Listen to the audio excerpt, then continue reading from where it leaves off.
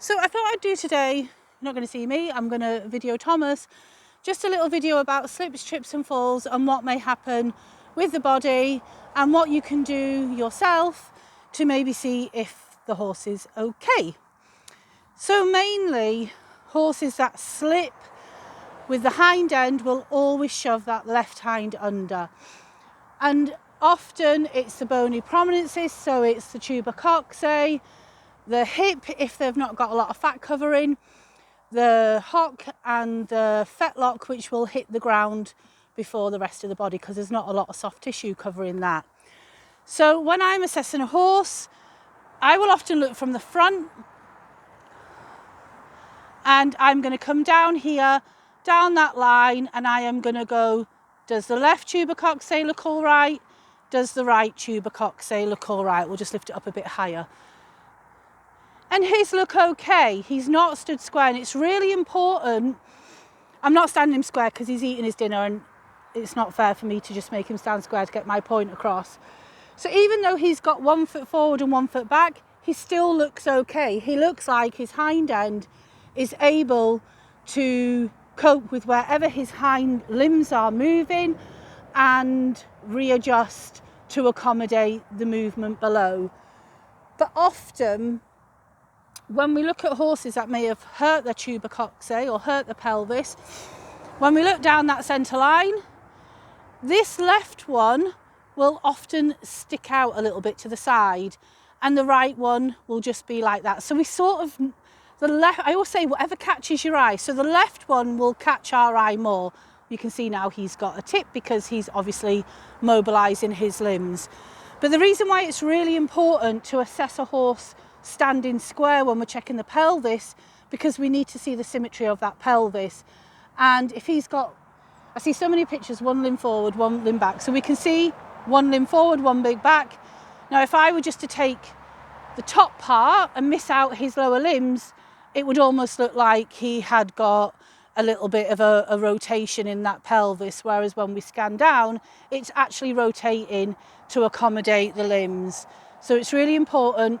Get your horse stood square. It's the only time I will make a horse stand square. Often when I'm assessing their posture, I will let them decelerate for a walk so he's more square, so his pelvis has gone more symmetrical.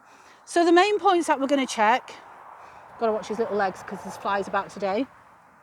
And the main point that will hit, because this limb will go under, will be the tuber coxae. Around about the hip, he's got a little bit of covering. Here and here at the hock, and then at the fetlock. They're the main points that will hit the ground and can often get sore. And then we have to think, you know, this whole side has gone underneath and he will then have to scrabble to get himself back up. So the ribs can be hurt, the scapula can be hurt, and even if his face, if he hits the ground full on force, so maybe the TMJ, all those bony points, what you can see, usually get sore.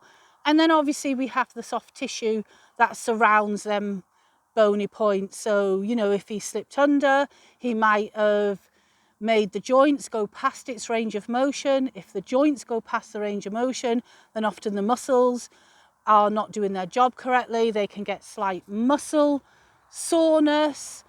The ligaments that attach the bone to bone, you know, like can get also pulled out of a range of motion. And we have things like obviously the stifle and the sacroiliac joints. But then we forget about the big ligamentous structures that surround the pelvis as well. So often they can get a little bit sore. So when I'm checking a pelvis, again, like I said, it's really important the horse stands square. I'm going to have to do this one-handed, but just imagine the two hands. So I will check the tuber sacral, make sure that's as level as it can be. Remember, horses are asymmetric. They have a natural asymmetry, so maybe one might sit maybe a little like 1/2 centimetre or something. I will make sure and I will feel them, make sure they feel okay. I will run each hand, one hand here and over the other side onto the front of the tuber coxae, and I will make sure it's level here. So my hands match when I go on either side, but also one is not feeling more forward than the other. the first instance is obviously behaviour. You know, if your horse has been happy to be groomed all over and then suddenly gets a little bit edgy when you get near the hind end or down that left side, then maybe he's feeling a sore. So behaviour is always really good. A behaviour change may indicate there may be pain or soreness or tension somewhere. And then the next one we'll check. So we've checked the tuber sacral, we've checked the tuber coxae, and we're going to come down and check this part because this will also tell you if the pelvis is symmetrical. So hand on either side, and what you do is you run down and then you'll feel and the little bony part. Again, it depends if your horse has got a good covering. And as you run your hands either side, when you hit that bone, it should again be sort of symmetrical as we hit that bone, and that will give you an indication that the pelvis may be sore, but it's not sort of, he's only just maybe bumped himself. But for me, the most important one is the front, because we always check the pelvis from behind, and this one often tells us get your horse's head nice and straight. Again, Thomas is eating, so I'm not going to disturb him, and we want to follow a line from the poll all the way to the back of the horse. Is it nice and straight? You know, they can bump their sacrum, they can do all sorts of that, and sort of look down your horse. Is it near enough symmetrical on both sides? Remember, they have a contracted and they have a long side. So one will look, usually the right is more contracted, but is it pleasant to see? There's nothing that really stands out to me and goes, oh my God. There's no tuber coxae going, hi Mary, which is normally the case. So often if a horse has had a slip, for me, I would always just call the vet. For the sake of a call out, they have tools to check more internally, i.e.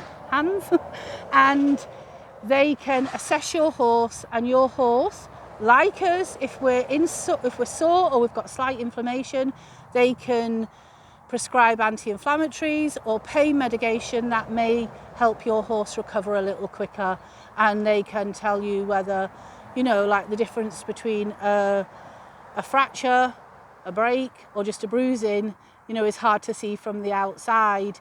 We have to sort of check. So your vet can either say, yep, let's just give it some pain medication and, you know, keep it moving, but don't let it slip, or they may say we need further investigation. And for the price of the call out, for me, it's worth it, because often what I see is young horses slip a lot.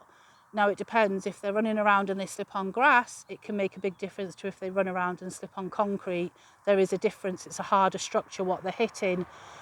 But if I can see it early and we can get to it early, the better chance the horse has of not becoming more asymmetric. And, you know, like I see horses at 15, 16 and they've got tuber sacral one way, tuber coxae one way, and the tuber ischium's gone off for a walk.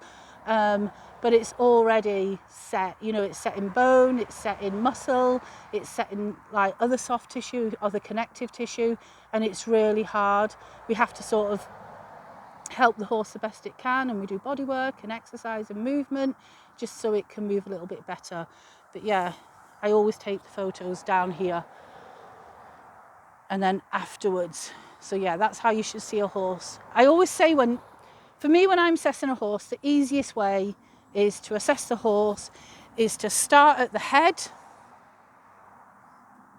come all the way down, right to the hind end.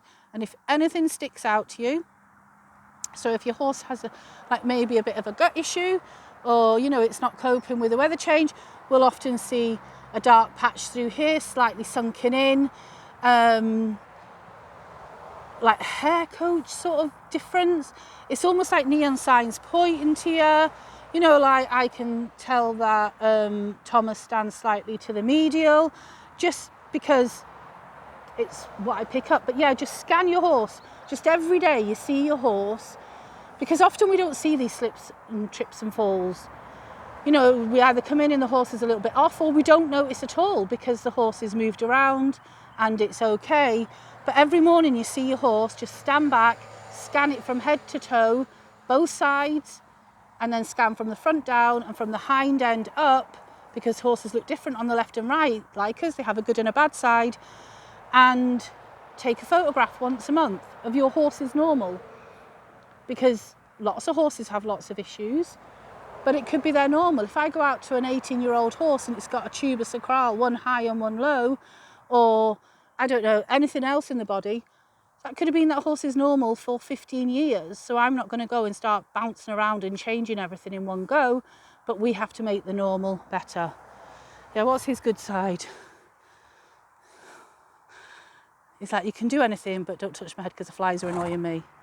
So hopefully that'll help. Bye.